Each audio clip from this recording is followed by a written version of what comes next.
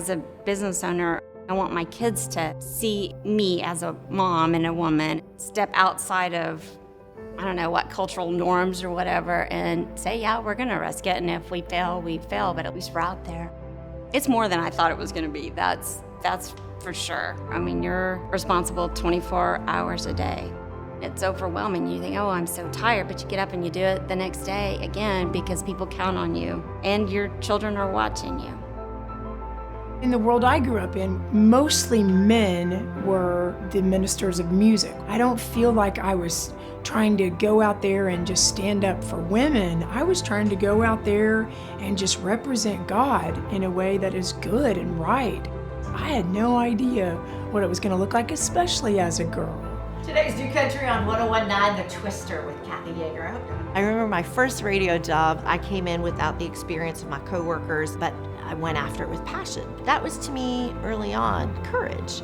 Later in a male-dominated industry, courage was trying to have some longevity in this business. The times in my life that I've had courage were the moments where I didn't get to see the big picture.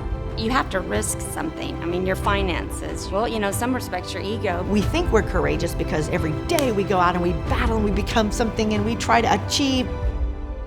But was it really courageous? I know what it is to be spent, to be tired, to work because you want to care for your kids and you want to get it all done. To see these women walk with these heavy jerry cans on their heads, miles to get water every single day. Any definition of courage pales in comparison. I have 3 children. My middle one started becoming strangely ill, and suddenly nothing else matters. Nothing else could even remotely be important. I remember hearing story after story of women walking to riverbanks with buckets and babies strapped to their back, and I thought, this is a very different courage.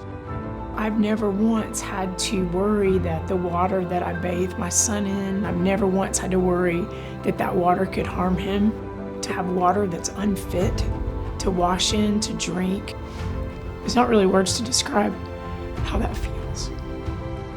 I don't know of a mother that wouldn't step in front of a bullet or a speeding car or what to save their child. I can't imagine that desire to want to take care of your child and not be able to do it. I mean, I don't understand that.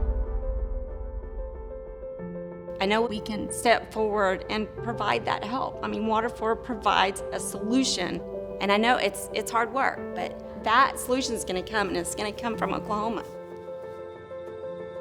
When it's so clear and it's right there, how can we turn away from that? When you see the first time a well, a pump brings this clean drinking water to the surface, and then there's overwhelming screams of joy. Children are grabbing clean drinking water for the first time. That is amazing. You will never be the same again. That moment, you make the choice, do I smile and say, that's a pretty cool deal? Or do I give of myself, my time, my being, my presence, my thoughts, my breath, my prayers, because you can make a difference. That's the kind of courage that any of us could embrace.